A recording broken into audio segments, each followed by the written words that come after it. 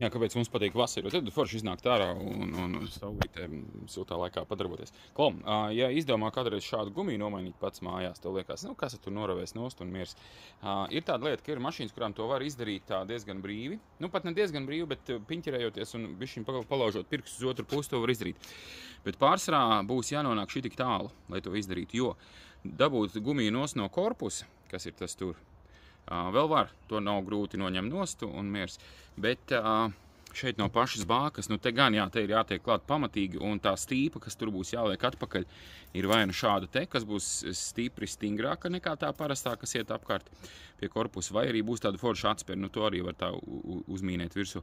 Bet redz, te vēl ir tā, ka te ir atsvari nāk klāt, un tad tur ar pirkstiem netiek klāt, un tad ir diezgan paliels piņķers, tā kā jā, pārsvarā būs mašīna jāizjauc aptuveni šī tik tālu, lai nomainītu to durvju blīvgumiju. Tā kā padomā, jā, pirms ķerties klāt, pārbaud kārtīgi.